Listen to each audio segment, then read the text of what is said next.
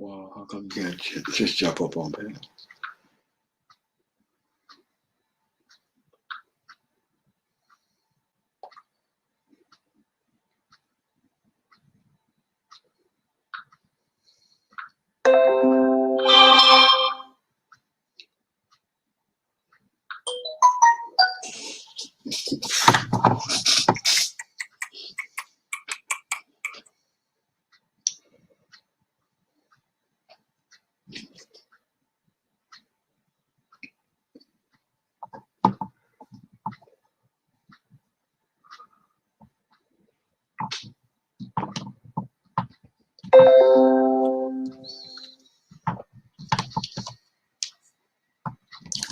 How's it going? It's Man Tomorrow here. I want to thank you guys for coming through. It's vitally important to understand how culture warriors argue, so that way you don't think these people are any bigger than the actual things that they actually try to get across to people. Today we're going to go over the actual debate between Dr. Rashad Richey and the officer Tatum. And we're going to go over a reaction of how deliberately misunderstanding very simple and basic points of view actually turn into long-winded discussions about things that were never meant to be. Because at the end of the day, these actual topics are really not that hard. But if you're a racial culture warrior who don't know how to talk about policy, who don't understand the original intent of things, and who don't understand how things work, and how most of your actual conversation points are seated within people's ignorance around issues, and you're pandering to people, this is how this stuff works. So we're going to go over this, and we're going to stop this video at multitudes of times inside of the actual live stream itself. So that way you, the audience, can understand exactly what's going on while it's going on. And you have to understand that in other cultures, there are definite and specific consequences to doing what's doing here. And it doesn't take a whole lot of intelligence to do the type of things that are happening here within the environment. But when you have a great majority of people who actually want to believe all this type of nonsense, that's what you actually have. So hold on a second. I sent Mike B the link. He's going to be in here. So that way we can go over this, because I want to destroy the ability for any person to claim that they're conservative without talking about policy. Because if you're talking about liberal women and relationships, you're not conservative. You're not conservative at all. So let me pull up this video here. And every culture warrior has the same actual debate style, the same talking points, the same ability to try to drag the conversation from one place to specifically another place, because they're not trying to have a conversation. They're trying to get forth a narrative over and over again. They're not here to talk about the actual discussion itself. So hold on a second while we go over this.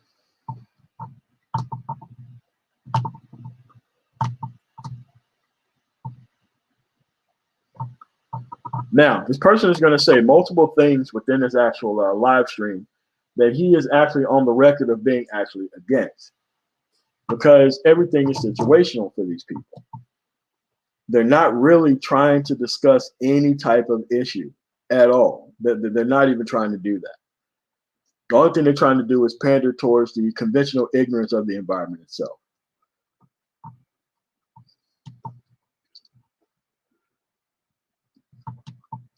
So we're going to get this started. Welcome to the bullpen.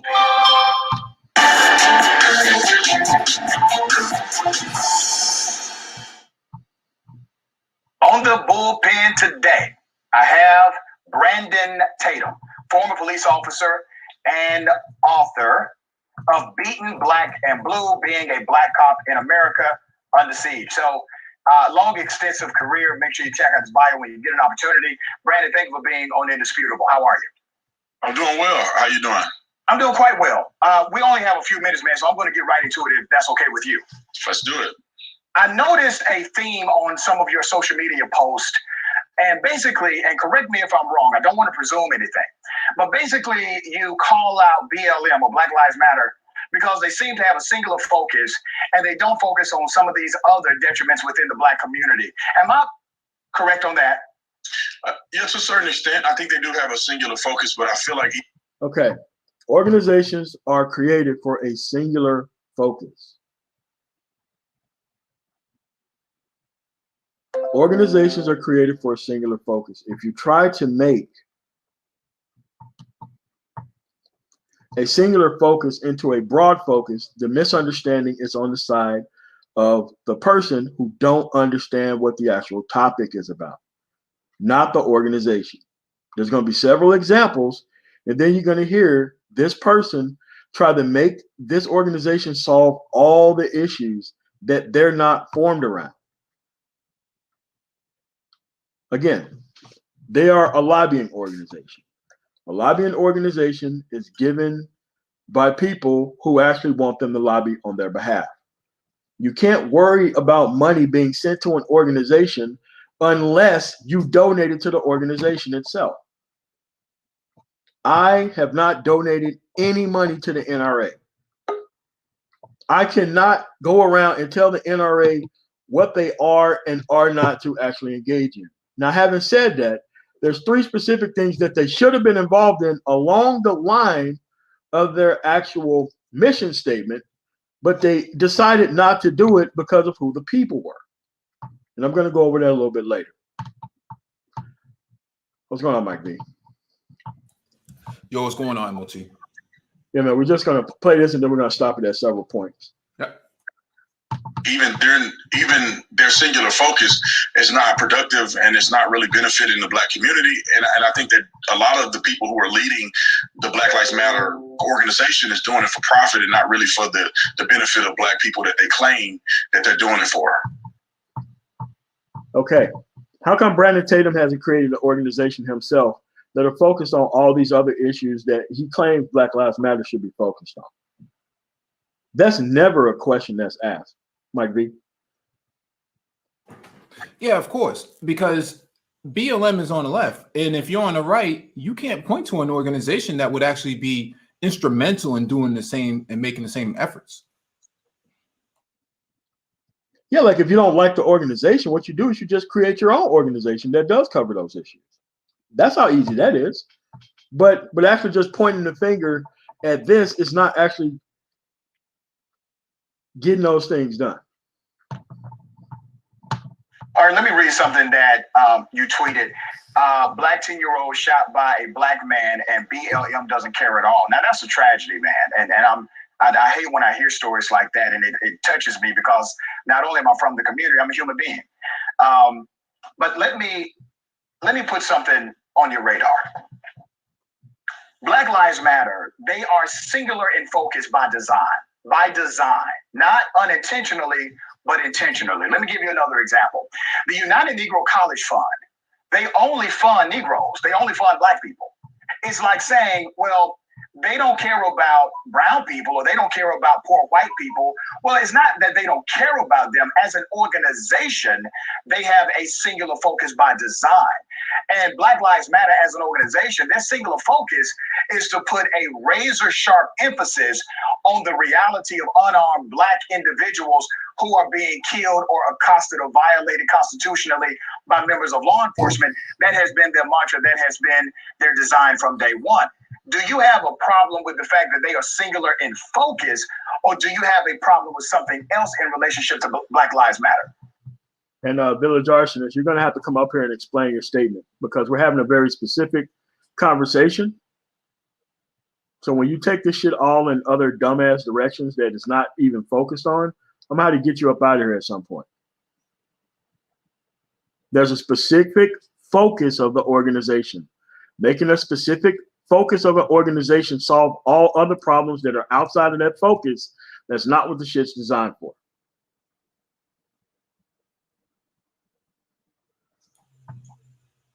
Mike. Was there a question that you just had? Yeah. Yeah, like, so there seems to be two different things. They seem to not understand a lobbying organization has to do with specific focus. That's what the 501c3 or C4 or whatever that is around.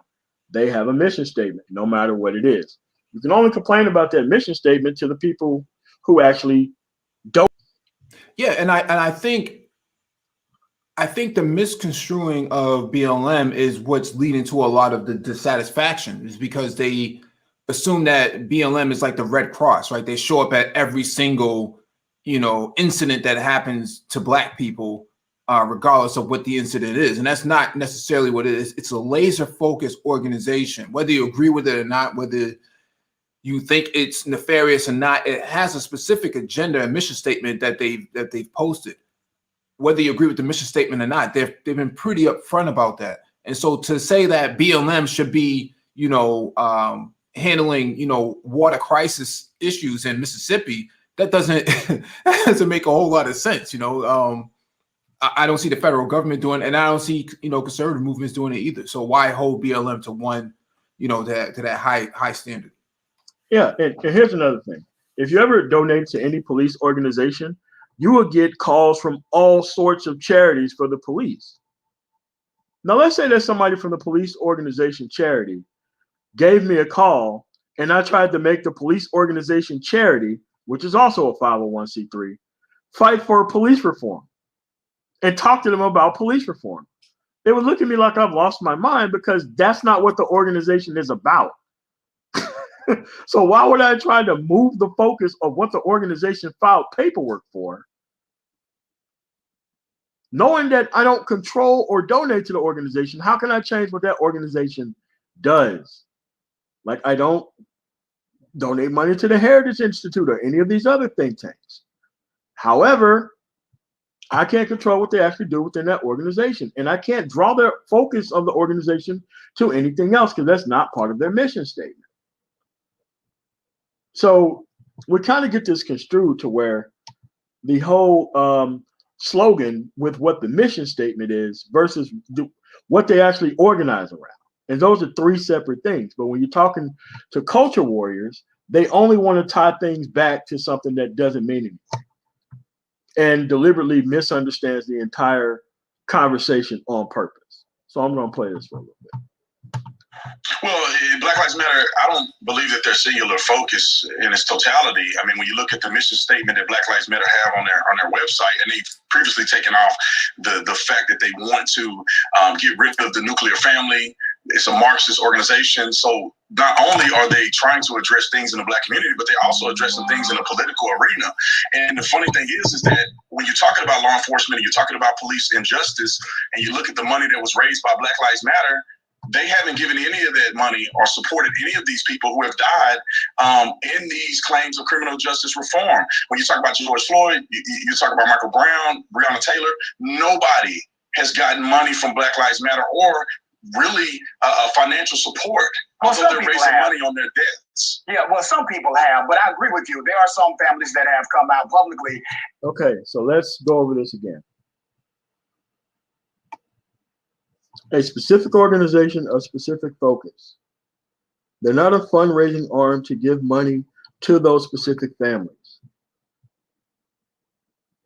They didn't. Some people might, but that's not what the organization is for. The organization is shining a light on a very specific issue, not solving all the issues when it comes to very specific situations, even though they raise money off very specific situations. So when you have a bunch of people who lack very basic critical thinking skills, who knows what a singular focus is, but then turn around and try to make everything a generalized focus. That's not what it's about, even though they raise things for a very specific issue. He was given the actual example of the United Negro College Fund. That's very undisputable about who they actually raise money for. But we're still talking about all these other issues other than what is actually based upon. Mike? Yeah, it becomes a whataboutism sort of tactic. Well, how much money did they give to this group of people? A lot of times, you don't want to disclose that stuff publicly, because if other people find out that certain people are getting money, then that becomes a problem. And so NDAs do get signed in this instance, and that's why you may not know who got money and who didn't get money from the organization. And plus, that's not the organization's goal, is to give away money that they, somebody may have contributed or something to that effect, because people who have donated to it would have read the guidelines and saw what was the intentions of the contributions, right? Whether or not the contributions go to victims of, violent crimes or victims of, poor public infrastructure projects or something like that. All that stuff gets outlined, especially if they're a registered organization. But if you are always trying to hold them to these sort of wild standards of, well, how come BLM doesn't fix, water main breaks in Black communities? Like that's not their purpose, bro. Yeah. And said they did not receive anything, but it seems as if your beef is with the organization rather than the movement. Then, because the movement is the movement to give to grant an emphasis on the fact that Black lives do in fact matter. Do you subscribe to the social movement of Black Lives Matter? Yeah, I subscribe to justice for anybody that's treated unjust. In this case, specifically Black people that are treated unjust, I support that 1,000%. I think that if a police officer kill a Black man for no reason, or anybody, but let's talk specifically of Black people, I think that police officer should go to prison for life. And I would even go as far as if a police officer were to intentionally kill somebody unjustifiably, they should get the death penalty, because police are held to a high standard. The problem with Black Lives Matter is that they don't have a genuine focus on Black lives. If they want to be centrally focused or focused on one thing, then they should name themselves after that one thing and not say they care about Black lives, because what affects Black lives the most is single parent, being in single parent homes. Which is not part of their organization. Black on Black violence, which is not part of their organization. Some people don't like when I say that, but it's true.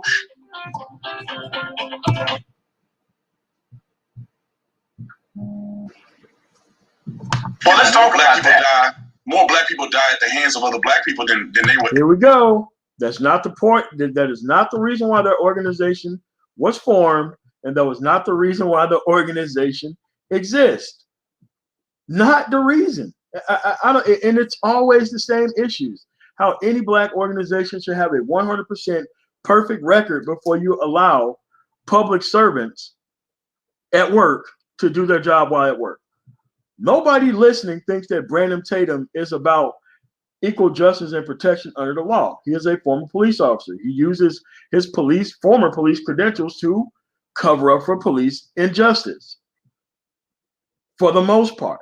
That's why he's brought on TV, to be a culture warrior for far-right issues and anti-Black issues for the most part. Mike? Yeah, it's just a matter of trying to malign the movement from what it is, because it's basically on the left. That's all it's about.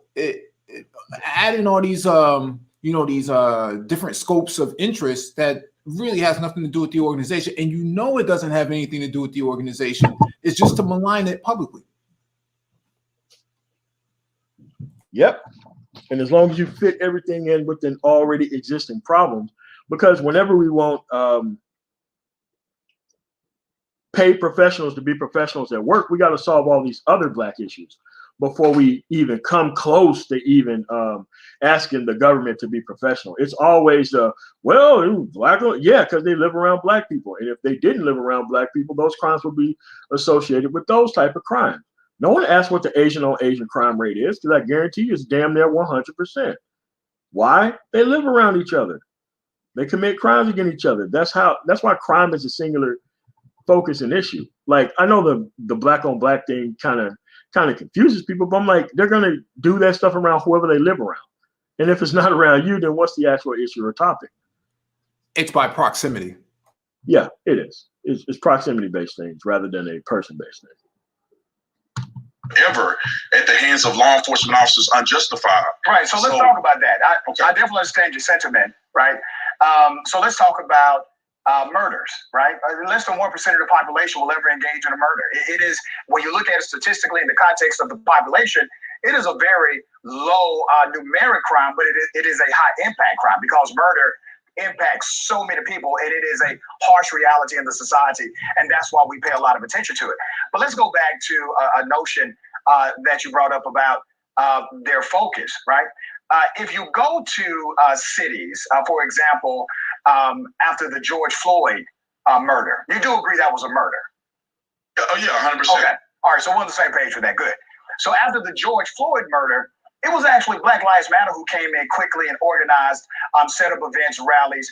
They called in some of the national individuals to bring more attention to that murder. And they are the ones who work with local officials in order to get the laws changed in that jurisdiction. But they've also done the same in the city of Atlanta. They've done the same in Miami. They've done the same in LA. They've done the same in New York. Now, here's what the organization tends not to do because of the politics that are involved.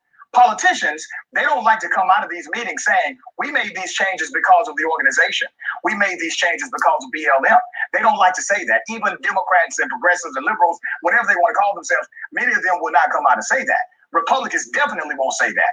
So Black Lives Matter decided to take a stand and say, we're not as concerned about the credit. I know what they did in Atlanta because I live in Atlanta.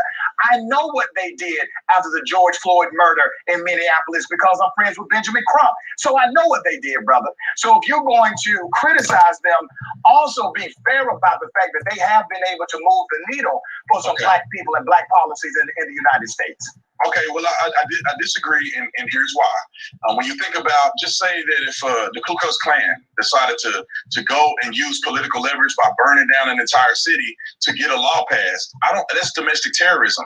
It's the same thing that happens with Black Lives. That's exactly what they did. That's exactly what they did to uphold the conservatism in most areas. That's exactly what the Ku Klux Klan did. And trying to compare the Ku Klux Klan to BLM, you know, is apples to oranges. But if you're disingenuous, then that's what you will do when you're going to write. Yeah. Like I said, you can be on the right, you can be a Republican and not do this type of stuff. This is why you don't see the military industrial complex conservatives, neocons, sit down with people like this. They don't sit down with people like this. They despise people like this.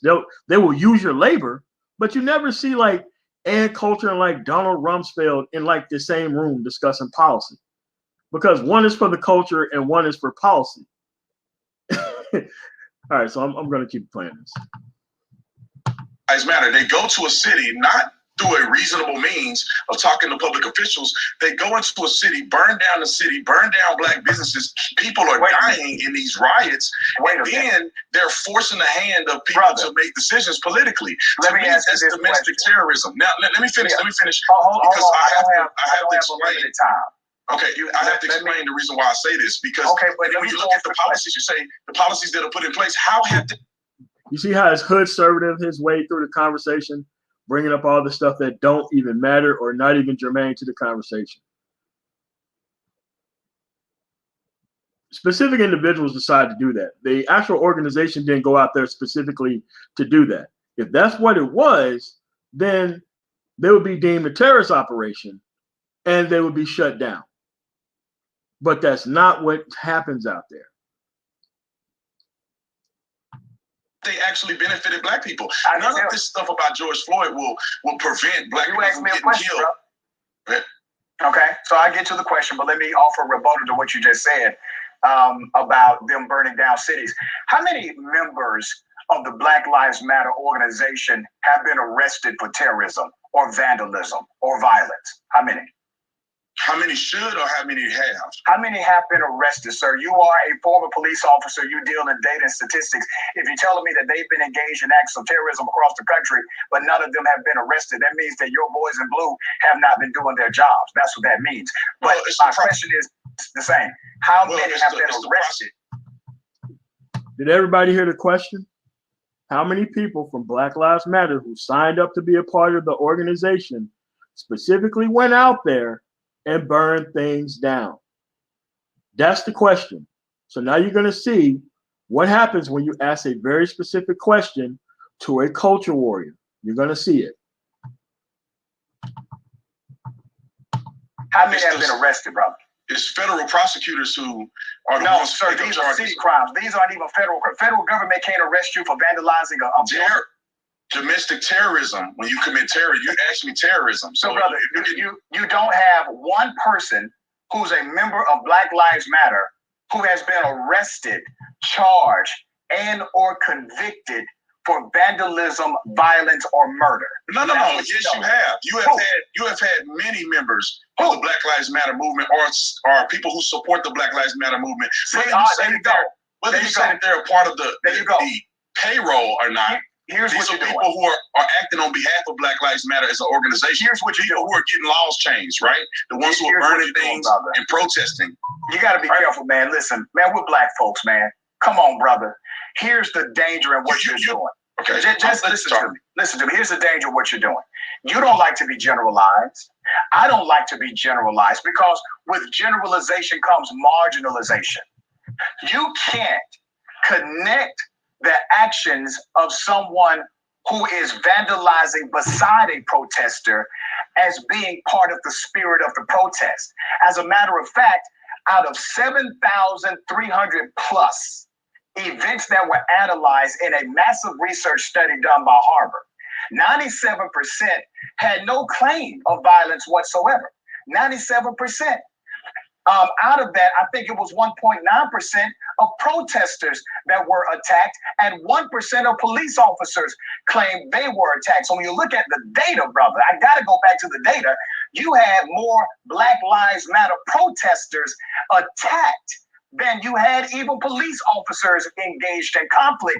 So I don't understand why you would try to connect or associate what may happen in a silo to the organization Black Lives Matter, because you don't want anybody generalizing you like that, brother, and blaming you as a black man for what another black man does across the street in your neighborhood. Let me explain. You have made the Okay, he's about to explain. Everything that the other guy on the right said was very easy to understand. So what you're going to see the culture warrior do on the left is you're going to see him spin, move, and do all this other stuff. So when these people come into this space talking about issues, just like the idiot on the left, you're going to see exactly how things work here. Very specific, very easy to understand. But I just wanted to go over with you. The suggestion that the efforts of Black Lives Matter have changed legislation, which you would agree. He just changed the question. He just changed the question that he was asked. And he answered another question that had nothing to do with his very specific thing.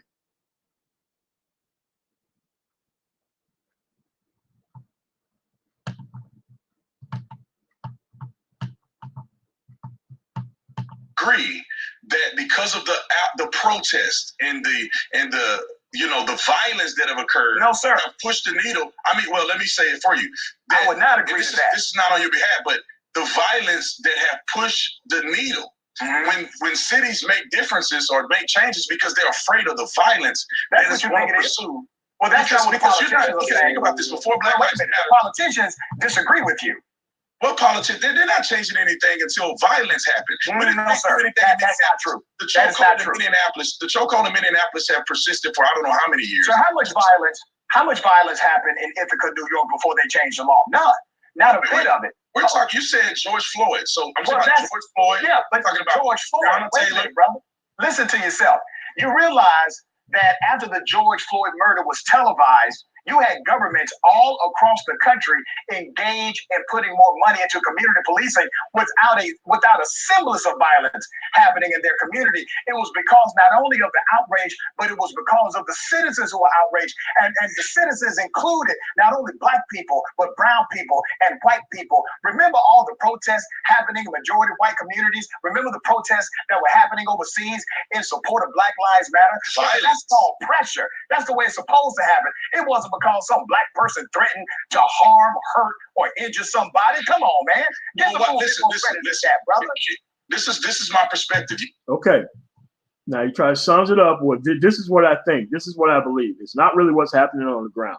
And you have to realize that his marketplace is based on a very demographic of people who don't want to sit down and have conversations about realistic things. Why? Because they're embarrassed as shit about what they believe, even though it's not even true.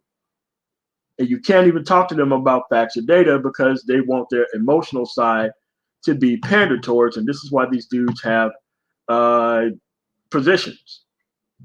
You have a perspective. I have a perspective. When I see violence in these cities, I see people acting. I see politicians being afraid, and I see politicians making decisions because they don't want their city to burn. You know, I think that there was a lot of conflict and controversy in George Floyd's case with them doing a lot of things that can have, you know, Chauvin win on an appeal. They did a lot of things that were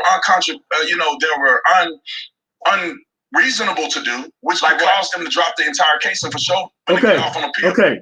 Now you see he just changed the conversation again. Watch him lose on this point, and then he changes the conversation again from that point. Now he's going to have to explain himself about what he inserted into the conversation. Now you're going to see how Culture Warrior responds when they have to answer a specific question. The reason they did it because of the fear of violence, destruction in their cities. What did they do that will cause Chauvin to get off on appeal? Well, let's start with this. They paid the family out millions of dollars before they finished picking. That has nothing to do with the fucking case. Nothing to do with a specific murder trial. Nothing. The city decided to do that, and the city was putting the other people on trial. Those two things will maybe connected. It has nothing to do with the fact of whether or not a murder even happened. In a jury, they didn't sequester the jury. Wait a minute, that has nothing to do with an appellate process. Well, okay, let me give you another. See, he lost on that point. Now, this guy's not stupid. Most people who are law enforcement, myself included, we know how the process works. So he knows that he's lying to his audience and actually just spitting out talking points. Another example, which because that example doesn't fly, brother. Let me give you another example, which the judge lamented to when they were in the court hearing. When Maxine Waters came out at a protest and said, if they don't come up with a particular outcome, then there's going to be more violence, more outrage. The judge in the case said that you have action on appeal. That, I'm glad you brought that up, actually. So did the judge not say that?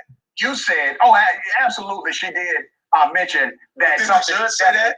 happened. She told no, brother. Did the judge say that? Brother, listen. The judge absolutely said what the judge said about the comments of Congresswoman Maxine Waters being taken completely out of context. But let me go. No, she wasn't taken out of context. Hold on, brother. Let me do my thing here and you do yours, all right? Okay? Let's go back to the original statement that you made, because I don't want to miss that. You said that there are things that they did unreasonable that would cause Chauvin to appeal. You named two things completely unrelated. One, the fact that the family was paid out, and by the way, it was the largest payout settlement in the history of America, black or white, right? That has nothing to do with the trial whatsoever. So, and on that one. Now, let's go to Congresswoman Maxine Waters and her statement. She made a statement. She made a statement on the record. The judge decided to enter her statement into the record by acknowledging her statement. But here's the problem that you have with it becoming an appellate issue. For it to be an appellate issue, and brother, listen, I'm a first-year law student, so I'm not an attorney, but I know a little bit. To make it an appellate issue, it must in fact be part of the trial and one of the grounds for an appeal. Having a congresswoman who has what is considered to be full immunity from comment. Literally, a congresswoman can say, or congressperson can say whatever they want to say, and they have full immunity from comment. Because of that, there is no way it can endanger the case. That judge was just doing a political move by even mentioning it, period. But what else do you have that they did wrong that will cause this case to be overturned? And brother, do you believe Chauvin committed murder or not? Well, that's the real question. Let's talk. Okay. He lost for 2 for 2. Here's the thing. When the judge brought up those comments, the jury was sequestered. If the jury is sequestered and the actual judge entered those comments into the public record, the judge did that, not the jury. I don't think the jury was even in the room when he even said that stuff, because they were quote unquote supposed to be sequestered. So if you don't know how these things work, people can just get over on you with the actual culture warrior type sleight of hand, and you think that things are actually going on. But if you don't understand the process of how things work, you're always going to get fooled by these damn culture warriors. Because these are not Republican talking points. They're not. There's a certain specific type of person who does this, but this is not has anything to do with policy and actual things that can be discussed. So let me go forward. So now he lost 2 for 2 because you hear these talking points all the time in the manosphere because we got a bunch of mentally ill lunatics who want to talk about black women but somehow are on the right. So let's keep going here. Talk about a few things here. Well, it's not necessarily just the payout, right? Somebody paying somebody's not. He already lost on that point. Why is he even going back to that point? It's the tainting of the jury pool. So when you have a tainting of the jury pool, when you have, like, for instance, if you go to trial and you're selecting jurors, they're claiming that they never heard of the case, they're impartial and unbiased. When you pay a family out the biggest settlement in American history, jurors will be influenced by that decision. There is at least 1 or 2 jurors that have already been caught being favorable towards. So, brother, let me go back to this. I don't have a Okay. He's right. Brandon Tatum is partially correct here. But what Brandon Tatum is not telling you, I think 2 jurors left the case as soon as the actual payment was given out because they said that they could not be impartial because the payment was given out to the family. They went back and they asked all of these people these questions about whether or not the payment paid out by the city would actually stop them from being able to see whether or not a murder happened. That actually happened. It did. It actually did happen. But see, if you don't pay attention to the case and you look for culture warriors to come and sign you what they think happened in the case, this is the problem that you have. Things are going to come up. This doesn't make sense to me, brother. Did the black man get killed or not? Was he murdered by Chauvin or not? Well, let's talk. He already said yes. So why were you even talking through the explanation? Talk about this. I believe that he was killed by Chauvin. I believe also that was he murdered by Chauvin or not, brother? I don't understand why I can't complete my sentence. I think that Chauvin. You're playing politics on my show, and I don't like that. Was he murdered by believe Chauvin? that Chauvin killed George Floyd. We know believe Chauvin is the reason he's dead, but murder and homicide are two different one of the reasons that George Floyd is dead. I also think fentanyl and methamphetamine in the system at fatal levels also contributed to his death. Here we go. Here we go. Here we go. Here we go. Did we not have 3 experts on the stand? We had the pulmonologist. We had the doctor who pronounced him dead at the scene. Coroner. And we had the coroner all testify to that. Say that wasn't the case. Yes. And these people think they're slick when they use these things within the manosphere. It doesn't make sense. Like, yeah, to an ignorant audience, they'll fall for that. But to people who are more knowledgeable, that doesn't work. And I think we've defeated that point multiple times on different panels, and you still see somebody with 1.6 million subs pushing the same talking point, not realizing you're going up against a PhD. Yeah, an actual PhD that focuses on policy, not a PhD that focuses on social issues and bullshit. So let's just because you're gonna hear the same things. Like when you hear these people argue from cultural talking points, it's all the same. If you turn on AM radio, you would hear all of the talking points that the people pretty much spit out all over Black YouTube. It's not hard. These are not even original things. It's the same thing that's been repeated all over the place.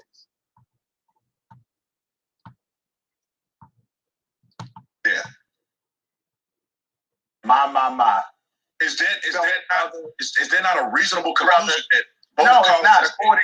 It's not. According to not only what we saw on video, but also what medical experts testified to, and what a jury decided. They are the fact finders. The jury didn't decide. Are we still talking about the same thing? Because he seems to, on one hand, he understands what's being talked about. But on the other hand, he still wants to throw all this cultural nonsense in there that takes away from the point that he don't understand what's talking about here. So let's see what else he says. Back. The jury didn't decide that methamphetamine and fentanyl wasn't a cause. And the fact, oh, wait a minute, brother. And the fact that the judge did not set aside the verdict.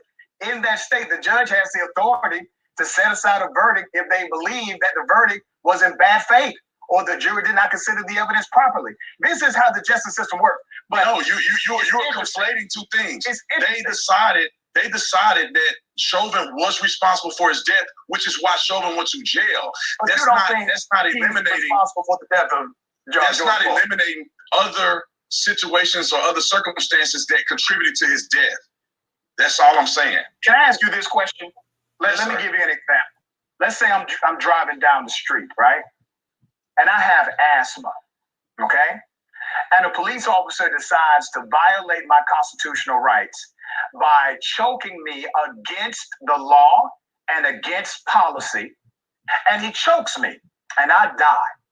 I die because he's choking me and I have asthma. He's violating the law, and his negligence and aggression causes me to die. Are you saying the cop should not be held as responsible for my death because I had a condition of asthma? No. So what's the discussion about? It's either you understand what's going on or you don't understand what's going on. But see, this specific type of point of view is actually put out there because there's a lot of people who want this guy to get off no matter what. A lot of people within the manosphere. This is why, yeah, this is what's going on. It's not hard. It's not hard. This is what you got. Yeah.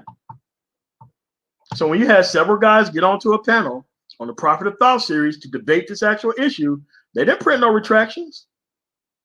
They just let it sit out there. So we're going to go back to it. So now he understands the difference. Now we're going to see what he says after a very, very basic and simple thing happens. Oh, here's the thing. I think that you gave a completely different scenario than what happened. Is that a completely different scenario? Because it sounds exactly the same to me. But the police is 100% responsible. Now, if you ingested, a fistful of cocaine. Here we go. We're talking about things that are not on the case again. And he's former law enforcement, so he should know this. Yeah, once a suspect is in police custody through handcuffs, the state is ultimately responsible from the time the handcuffs go on until the time he's transported to, or that person is transported to booking. You're responsible for it. So the idea that, well, that's a different scenario. No, once you put the handcuffs on him, you're responsible. That's it. You're negligent. And so this is what he uses his police credentials to do, to deliberately misunderstand the issue, to pander towards certain people's type of ignorance when it comes to a certain demographic of people getting killed by the police. That's the only reason why he's up there. But I'm going to continue to keep playing. And the officer that was violated he had a speedball. You know what a speedball is, right? Did you not hear this within the manosphere too? He had a speedball. Oh, do you know what a speedball is? Yeah, several people said that within the manosphere. Several people. All the talking players. He's just going down a whole list of them. Even though he understands how this works. Go ahead, man. No, and he looks just like the guys from the manosphere too. Same thick beard, same fitted hat, same hoodie. Same stupid face. Yeah.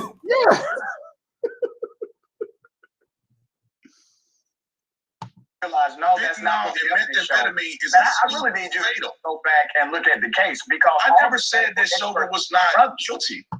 But what the fuck are you arguing if he's not guilty? He's hell of a lot trying to put it on other factors other than the 9 minutes. Okay, there's two things that happen within this case. There's 9 minutes that caused him to die, and then you have all these other factors. Without the 9 minutes, there's no way you can tell whether or not the other things would have came into fruition as the reason why the person died. This person's a police officer. He knows this stuff. He's not dumb, Mike. Yeah, and he's just playing coy because this is all about the left. It has nothing to do with, other circumstances, like he says. It's all about how do we punish the left by getting Chauvin off. That Chauvin would have won the case. He would have won the appeal if it wasn't for BLM. BLM caused this, and all the lefties caused this with the civil suit. That somehow the civil suit can be conflated with the criminal, the criminal case itself. These are two different things they're trying to conflate. But when you are a culture warrior, you're always conflating things in order to make an absolute point that doesn't, that can't be correlated at all. Because they're not speaking to the conversation. They're speaking to the audience that's watching the conversation.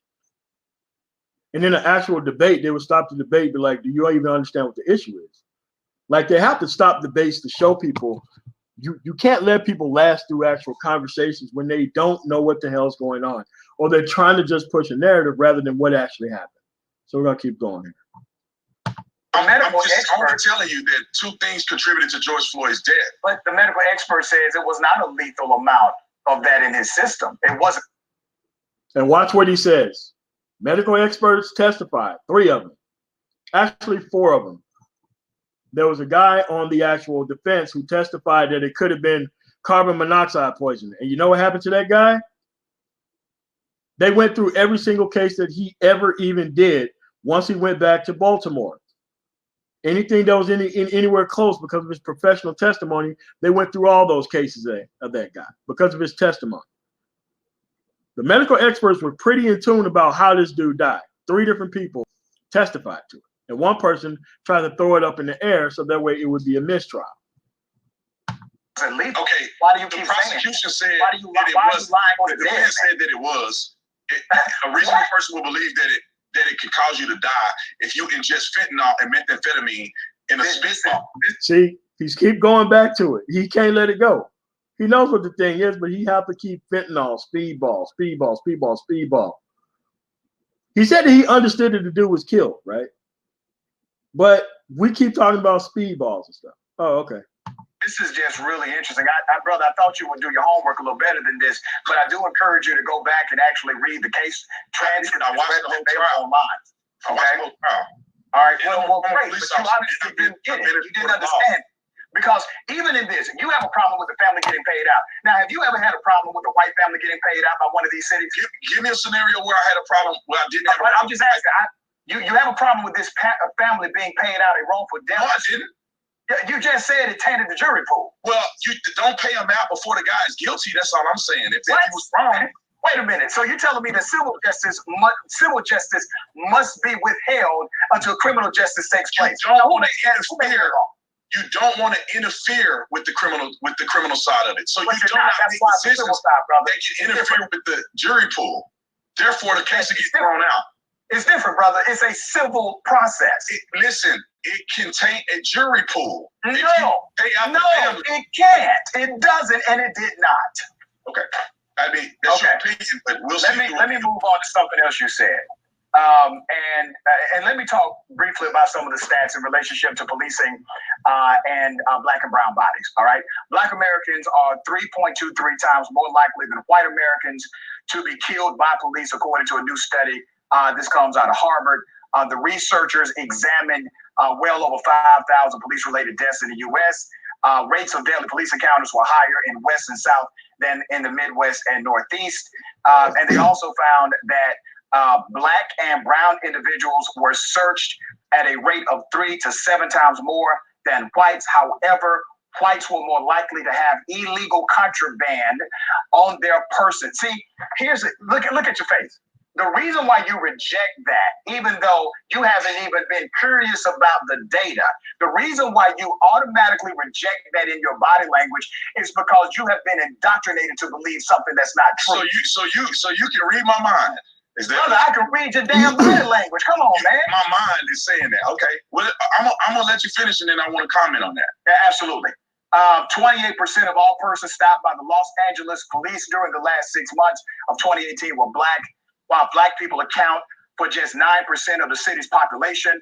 In San Francisco, the Black population has shrunk over the decades to about 5% of the city's total population, but 26% of all stops carried out by that police department were of Black people, marking the widest racial disparity in police stops of the 8 reporting agencies. And once again, when they crunched the data, whites were more likely to have contraband in their vehicles than Blacks based on their stop record. This is their own data.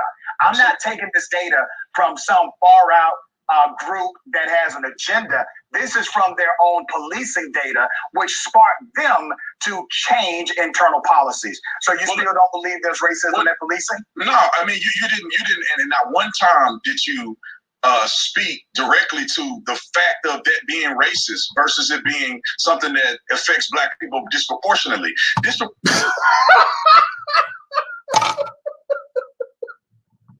Mike, did you just hear that? He just read off the statistics and he just like, well, that doesn't speak to racism. I'm like, what group of people who's affected more than the other group?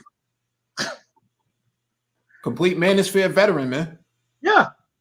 Complete manosphere veteran. Disregard all facts and data in order to come to a conclusion that it has nothing to do with race. During the Nazis reign of terror, Goebbels within the regime came to the conclusion that they were justified in what they were doing to the victims during the Holocaust.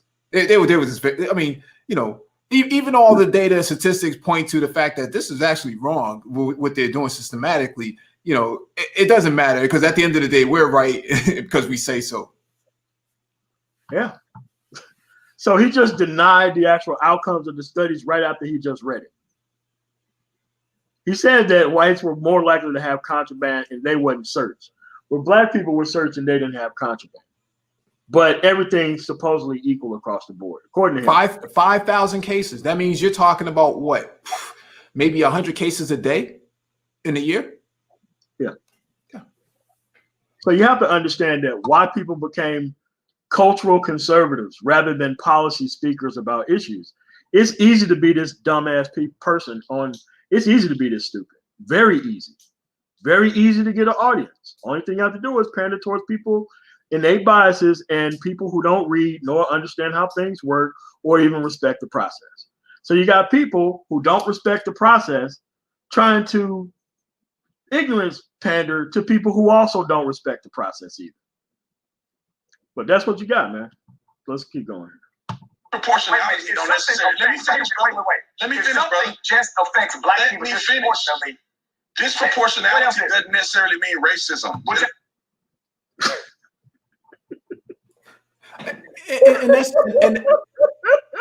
And there it is, right? The lack of understanding of race, racism, the context itself, no sort of basic literacy behind socialization in America or Western society.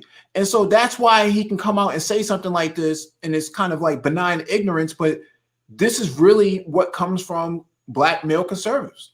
Yeah. Not the business people, not the people who discuss policy. We're talking about the people who talk about cultural issues without the understanding of the law and process. We're talking about a very specific type of conservative here.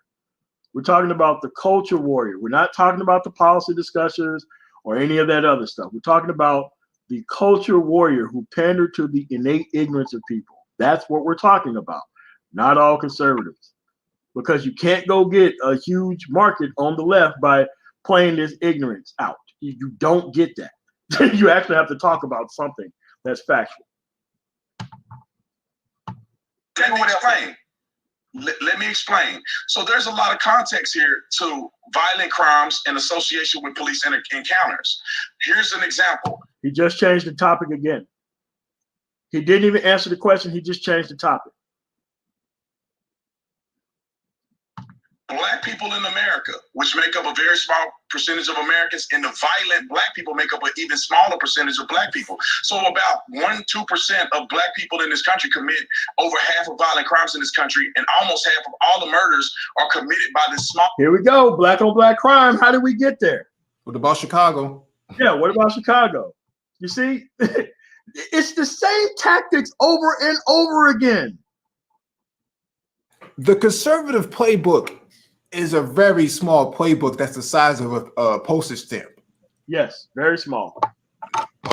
Very small. Not even that hard to figure out. So we're talking about statistics, and now he's trying to and do whatever he's trying to do. He's trying to dance his way through the stuff. But see, this is what happens when you have to share the conversation with people who don't care about the process. But they are hell-bent on being part of every conversation about process without understanding it, without studying it, without even knowing anything about it. And then they want to filibuster their way through all conversations. That's incorrect. Of Black people in America. That is incorrect. This is FBI statistics. No, let me tell you what you want. How many times did you hear FBI statistics and blah, blah, blah, blah, blah, yada, yada, yada, Black people kill more Black people, therefore we got to let the cops off for everything that they do? How many times have you heard that within the master? Oh, probably hundreds of times. But the thing about FBI statistics is that the FBI collects the data that, that's available to them, not all of the data that they need to collect. One of the reasons that police don't submit this sort of data of killings is because the United States is a signatory to the United Nations, they have to present all of that data for human rights violations, and they don't want to do that. They want to lock all that data away and put it into a data warehouse where it can't be seen. This is the same issue that they had with COVID, right? Trump wanted to funnel all of that data back to the White House and don't present it to anybody to stop talking about COVID. Same tactic. Yeah, same tactic. But I got it correct. Come on, man. What are you talking about? Let me finish and then you correct me. Well, I will correct it now and then let you finish. Okay. You're interrupting my argument. Yeah, well, here's the thing. They want to deliberately misunderstand every argument by just keep representing narratives that are not germane to the conversation as the actual conversation that needs to be had here, rather than have a conversation which is direct and on topic. Most people with mental illness, or in this case, it's very deliberate and profit-driven. This is what happens here. You're making the wrong argument, and you made a classic mistake. The rate that you're looking for is homicide. So you have Black folks at 13.8% of the population are connected to roughly 50 to 51% of homicides in America. Now, homicides in the data, they do not distinguish between murders and self-defense. It only says homicide. Second, hold on, brother. Second, you said violent crimes. That is patently false. They do not make up 50% or more of all of the violent crimes in the United States of America. And here's something else you should research. Whites are more likely to commit crimes against children. Whites are more likely to commit crimes against co-workers. Whites are more likely to commit crimes against individuals who are inside of their families. Now, that is also from FBI.gov, but are you using that as a pretext? Are you using that as a pretext to follow all white people and think that they are child molesters or about to commit a crime against you're trying to put words in my mouth. All I said was you at least admitted to the violent crimes and also the murder rate. And that has a social context as well, but I will explain after you finish. The FBI statistics are on conviction rates. The FBI statistics. No, it is not, brother. You need to damn people can go out and do the research. Not based on conviction rates. People can go out and do the research for themselves. They sure can. See, when you go out and do the research for yourselves, rather than have it read to you and you believe what's actually on the damn paper, they leave it up to the conventional ignorance of the people who actually don't even want to believe one way or the other, rather than a PhD versus a culture warrior. This is why it doesn't make sense for these types of things to be happening around conventional ignorance about very specific topics. Go ahead, Mike. No, I was just going to say that, he's filibustering in order to drag the conversation into a different direction. But at the same time, the statistics were already presented from Harvard based on 5,000 different incidents, right? And so using the FBI and not using the Harvard study, because nobody can see what the FBI is looking at. We can only assume that it's accurate because it's a government institution. But going to an independent source like Harvard and actually looking at the cases that have been galvanized and looking at the data that has been mined based on all of the information that's been submitted contradicts anything he has to say. So he can't use the FBI at this point if the Harvard study has been presented, with verifiable evidence. And what he does is he specifically takes the conversation in directions that it's not even supposed to go in, to just keep hammering home his talking points. It's not even about the factual matter of what's even being discussed here at this point. Seeing the homicide rates, you could call it the murder or homicide rates, depending on how you want to frame it, are convictions. So over half, can you let me finish? Let him finish so that way he can lie about everything. Let him talk. Let him get his stuff off. Like, no, dude, discussions are about what's factual. Discussions are not about, okay, you say this and I believe this. I guess we both 50-50. No, dude, that's not how discussions work. You have to bring some type of intellectualism to the actual conversation. He didn't read the stats. He doesn't even know about the stats. Because when you have to present a narrative, rather than understand the actual topic itself, it's very easy to say the most ignorant shit known to mankind and just get away with it. Because they're so used to doing it on their show with no pushback. So when you go from a show where you don't have any pushback to actually conversating to people in public about a very specific thing, ignorance powers your show. This show is powered by factual information. And this is why it's hard for people to respect factual information, because they want to emotionally be right rather than factually be right. I can't. All the murders that occur are occurring by less than 13% of the population, because 13% is all black people. Half of those black people are males. Most is males between the ages of. What does this have to do with the specific statistics about a very specific problem? That's like saying cancer rates. Well, 13% of the people are black and blah, blah, blah. That has nothing to do with the very specific statistics about a very specific problem. What he's trying to do is pathologize black violence. Yeah. To it just being that they're black and they're on the left, and that's why they're like that. And that's why we don't need to pursue unjust killings and abuse by law enforcement. Even though you have a whole channel on YouTube called Police Activity that gives you the body cam footage and shows you how unjust a lot of those killings are. Yeah, for both. Like most of those shootings are good shots. They show everything, the good stuff and the bad stuff.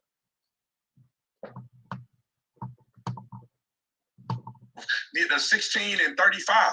And so that's even a smaller portion. So when you have 2 or 1% of the American population, even close to half of the murders and over half of violent crimes in this country, that will necessitate more of a police response. Now, if you're sitting here telling me, and you've never been a police officer before, you're telling me that police officers, let me finish, that police officers are sitting here letting white people just commit crimes running rampant just because they're white. They're willing to turn a blind eye to sexual assault, to them robbing and murdering people. I mean, brother, you're far-fetched in that approach. All right, you have to look at police encounters, and you have to look at the reason why police are encountering black people. That's the reason why they're disproportionately arrested. That's why black people are incarcerated. All right, I gotta wrap it up, brother. My producers are giving me the wrap-up time, but I want you to remember that first of all, the violent crime ratio is always clumped into this homicide ratio. It simply does not fit. Here's another study I want you to examine when you get an opportunity, because you kind of hit on it in your discussion. There's a bigger causal link between poverty and violent crime. Which is not racism. And wait a minute, brother. Let me finish the point, because I'm going somewhere with it. 98%. That's the number you should remember. 98% of the violent crimes and homicides occur with people who are under the poverty line or right at the poverty line. I agree. 98%, which tells us that it's actually the deprivation of a lack of economy. That is a more causal link than race. So are we saying that cops should now target poor people? Because 98% of these crimes are committed by individuals who are below the poverty rate. Okay. And how dare you justify a cop targeting a black person who has done nothing illegal because black people are higher in a crime statistic in one arena? I can point to 8 arenas where white people are higher in a crime statistic, where poor people are higher in a crime statistic, and also the vast majority of all crime in America is committed by men who are 28 years of age and under. So should they now go out and racially, or excuse me, gender profile all men 28 years of age and under? Let me speak on this. Okay, those things were very specific. Let's see how the culture warrior responds to that. No, one thing I wanted to quickly add to MOT with this, when they make that argument about, like, when you look at the numbers and people committing crimes, I'm like, you have to take jurisdiction into account. You can't say that, okay, they commit a bunch of crime in California, so now I'm justified to do this in New York. Like, you can't cite some national statistic to justify local policy.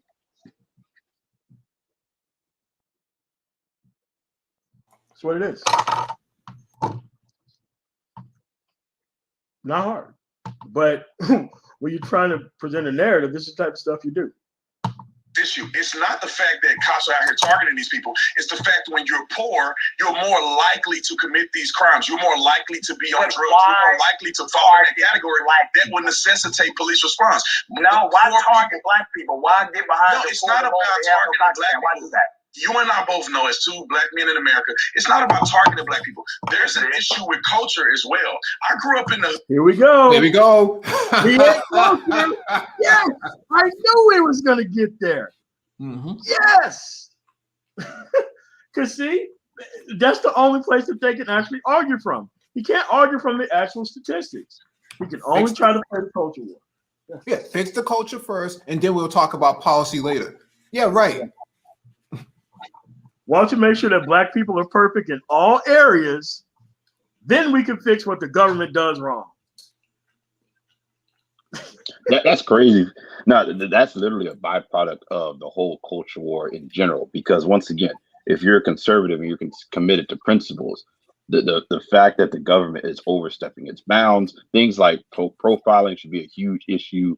Because I mean, look at how much outrage conservatives have over things like data and privacy. So I mean, when you start talking about people being profiled, that should be a problem, no matter who it's happening to, or the culture in general. That's naturally should be an issue of concern as far as people's rights go.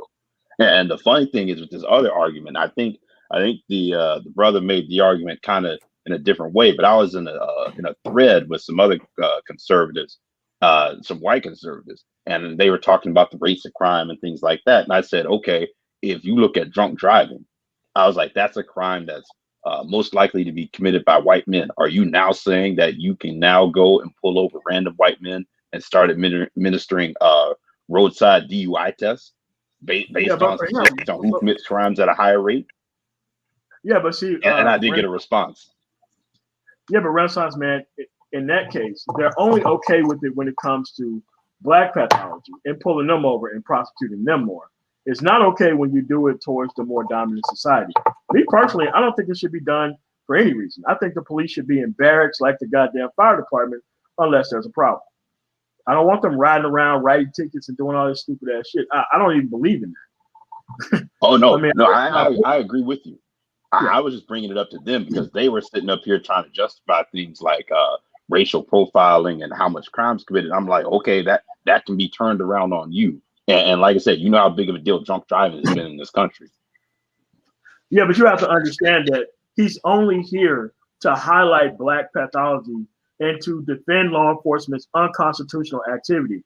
He's not here to point fingers at any other group of people except for people who are black. That's his actual job here. Yeah, and the crazy thing is he's got it used to be like when he first started, if you'll remember his times, like when he was going on O'Shea's, I don't even think he would have defended something like this then. Because at other times he tried to say police policy was wrong here. Now it just seems like he's gone completely in the direction of, okay, I'm gonna back them no matter what. Yes. No, if you look at his shirt, it says back to blue, or at least not in this episode, but in the last episode it was back to blue. So he tries to make it look like he's okay with all murders being called murders, but when you actually ask him about it, he brings up all these extenuating factors that has nothing to do with the actual issue or topic itself. He's trying to exonerate the person for all these other reasons for anything else. Nagon? Yeah, that's exactly it. He's definitely trying to exonerate, the department, everything else like this for all the other stuff that goes on, and really he's not responding to any of the facts that are being laid out here, of which Richie is just hitting him with. So I think this is a pretty good breakdown. This is kind of what I would say very much a classic, disrobing of this argument. So facts are hard to deal with. He doesn't want to deal with facts. He wants to deal with the culture warrior aspect of this whole debate, which is about really trolling the left and dealing with it from that perspective. And doesn't hold water. Doesn't hold water under direct scrutiny. Quickly, MOT. One other thing Mike said, he said about the back to blue thing. The other thing that I've noticed, when you start hearing these people talk about back to blue and all this, you'll never see them back to blue when you start talking about like gun legislation. Because if you looked at like the gun laws that have been passed recently, even over the past like 4 or 5 years, open carry, loosening restrictions for concealed carry or taking away the license at all, police have come out unanimously around the country and said, hey, this is not good. Like, it's not safe for us. It puts us at jeopardy. And you don't hear anything from the right when it comes to those things. Yeah, this is why I don't believe that police should have any type of additional equipment or anything else. Because when it comes time to not have dangerous guns on the streets, absolute silence. When it comes time for actual constitutional issues, absolute silence. And they've attempted to paper over bad tactics with more equipment when they should be involved with policy like every other group of people should be involved with policy. They only get involved with policy whenever their power is directly affected, which I think is crazy. But this is why you got to have the conversation centered around policy, so that way you can be able to understand what is actually going on. Because people are pretty much dug out into their corners until you bring these people to actually talk to them, and then you realize that they don't know anything about anything. It's not even a requirement for them to even know the background of anything, but they keep inserting themselves in every single conversation around certain types of issues. Let me play this last minute and a half here. Hood. And dudes in the hood with gang activity, drug dealing is increasingly more violent than people in the trailer park. From my personal experience. You said what? That's justification for racial profiling. It's never just racial profile. However, if you have a crime, that's exactly what he just did. He's just exactly justified. Yeah, protect all the poor white people, but leave all the black people up for scrutiny and for debate. At the end of the day, and go after them. Because they're the ones who make up all. 13% of the population make up 50% of the crime, according to him. That's what he said earlier. Yeah. Unbelievable. An area where people are poor, less educated, more crime is committed there. Police don't go out and most of policing is not proactive.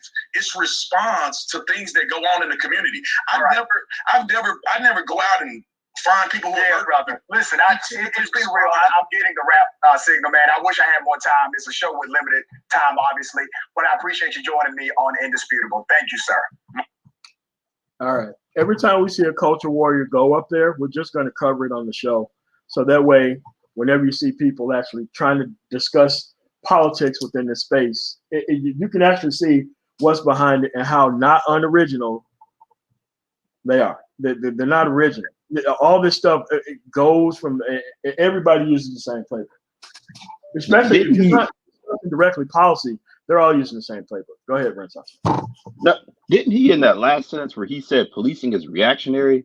Didn't he? Yeah. Isn't that by default admitting that, hey, where people have this idea or rhetoric that you're going to solve or make communities safer just by putting a ton of police there and not doing anything else?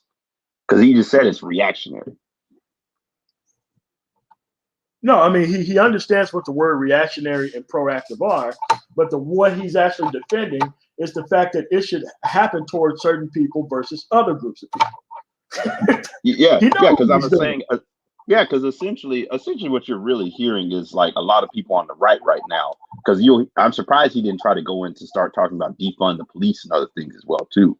You know, a lot of people on the right are now saying that when you look at all the increased murder rates in the city, that it's because of defund the police. I'm like, that's up across the country, regardless of the city defunding the police or not.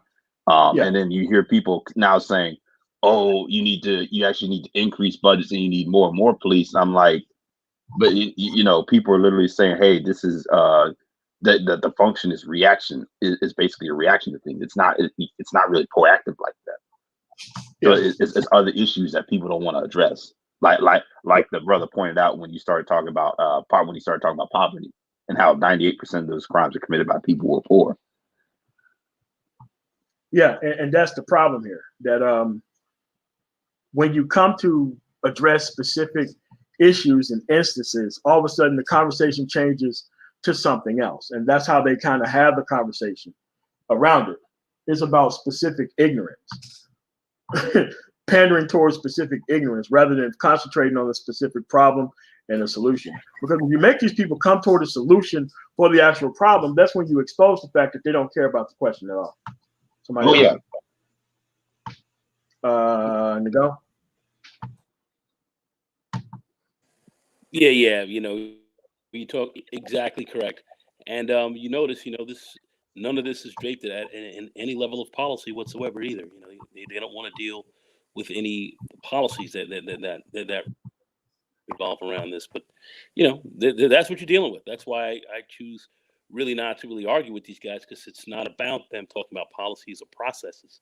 It's just about them arguing about their points to try to get out to further in furtherance of the culture war, and that's their sole purpose why they get on these shows. Yeah, Mike. No, I think he really exposed. If he's supposed to be the best of the black male conservatives and the culture warriors, and he got his teeth knocked out just now, I don't know what that spells for the rest of the guys in the space who claim to be black male conservatives. You know, these 5%ers or 1%ers, whatever you want to call these guys, whatever they call themselves. I don't know how that fares for them, because if your welterweight went up there and got his ass handed to him, what does that mean for the rest of these guys? But we've heard these talking points in this space before over time, the last 12 months or so. All of the same, the playbook is as big as a postage stamp, and they keep using it. And it's like, you realize we've heard this before, and this guy is doubling down on ideas that fundamentally should get him kicked off of YouTube and other social media platforms for disinformation. And now you have people trying to conflate black male emancipation movements with black male conservatism. And it's like, no, this is not the same. You guys got to stop this. Yeah, and how do you actually have any sort of progression toward anything that actually works if you're wasting time with people who deliberately take the conversation off the actual axis and don't actually try to come toward a solution for anything? Yeah, because he brought up, you know, people in trailer parks. And I'm saying, do you realize how violent those places are? Go to New Hampshire. Plenty of violence up there, 99% white. I mean, there's videos on Police Activities channel that show you white men getting into shootouts with law enforcement, and law enforcement not having any backup. So the idea that, oh, well, there's more violence in the black community, so therefore it justifies policing, but it's not racial. It's not racial profiling. Really? Even after the Harvard statistics show you that over 80% of the traffic stops happen to be black and male, and you don't think that that's racial profiling at all, even though the majority of the traffic stops where there was contraband found or narcotics found, it happened to be that of white people? You don't think there's something consistent or inconsistent with that? Yeah, that's just where we're at. And, it's kind of hard to discuss any type of issue when everybody's trying to make money off a problem. It's kind of hard to move forward if everybody else trying to present a narrative, get eyeballs, make money off a problem, don't work toward a solution, don't even discuss policies that heads towards a solution. Yeah.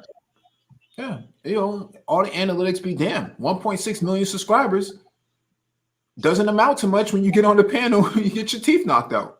Yeah, and you can't discuss basic things and you misunderstand. Okay, when you have a law enforcement background, you misunderstand the issues of law enforcement. How's that?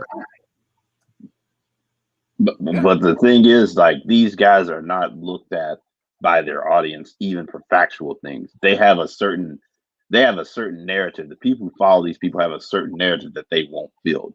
So that's why they don't really care. Like, even if you go back to his subscribers and broadcast this, he's not going to lose any. They're going to spin it and say he won because they want that narrative. They're not really looking for anything objective. And that's why you can have these guys who, as long as they'll say whatever they say, they can get on a panel and get owned, and no one's really going to see the fallout from it.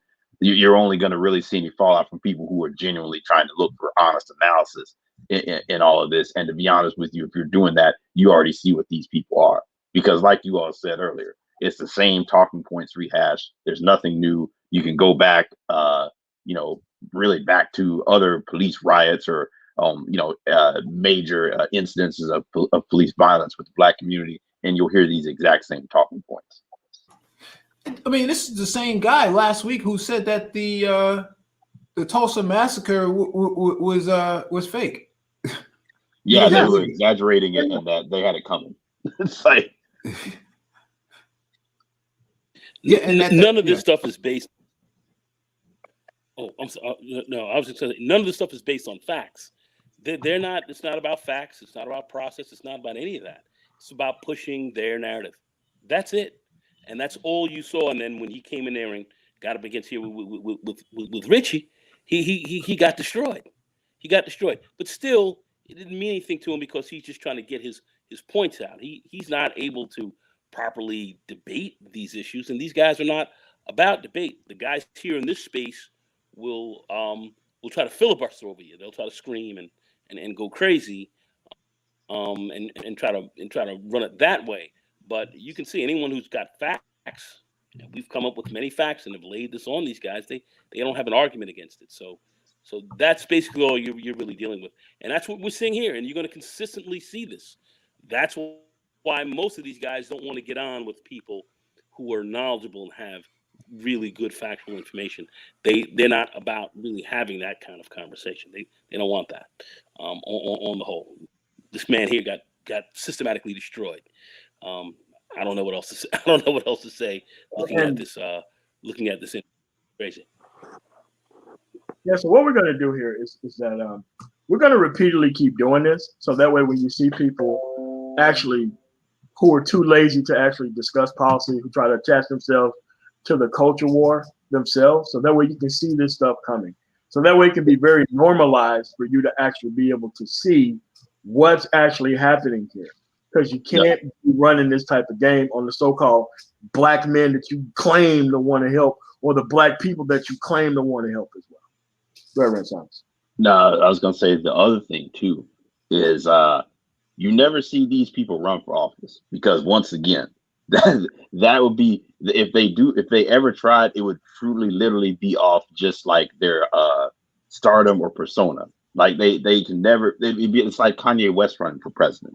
It's like, once you put these people on a stage, once you make these people get in front of people who are going to ask them questions, you're going to see how big of a fraud they're exposed as. I mean, it's going to be like Sarah Palin running for office.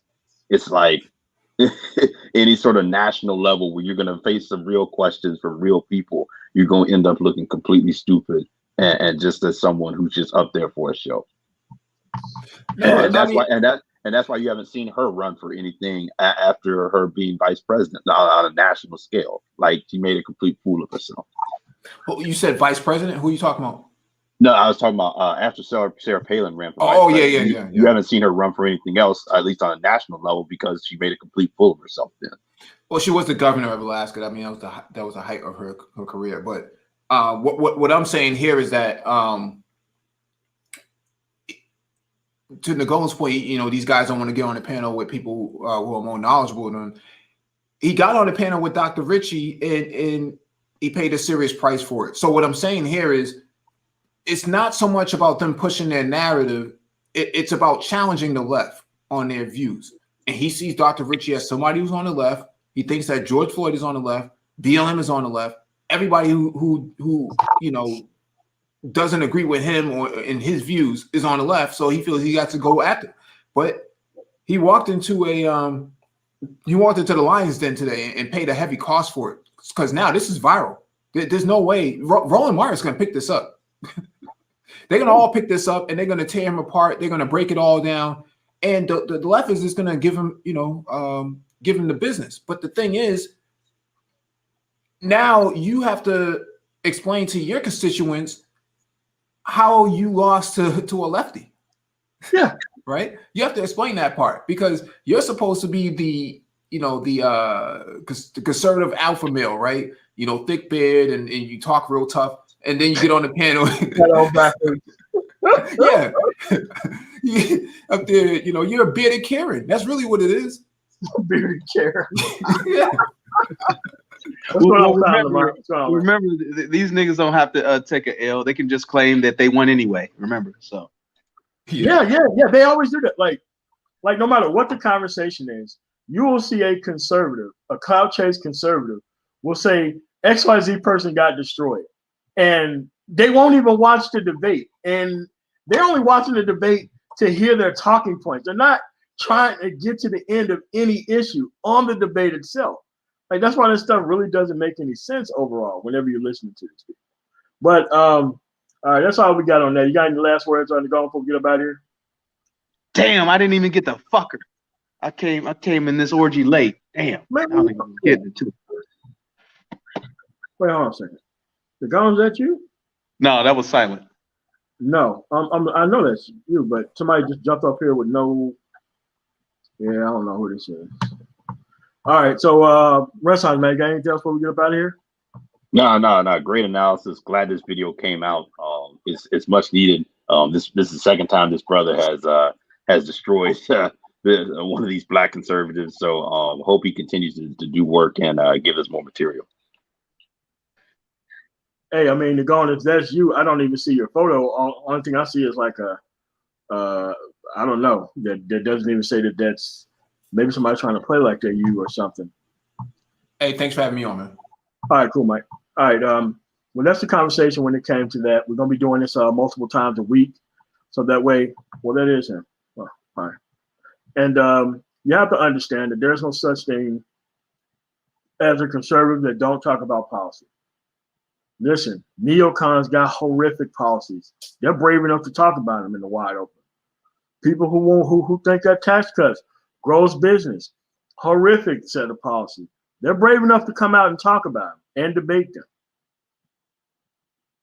The rest of these dudes, they're not even on that. And this is supposed to be the biggest guy on the right. Coming into reality, can't even have a basic conversation about the background that he's actually in. So I want to thank you guys for coming through. I'm the man tomorrow. You guys have a really nice day. Peace.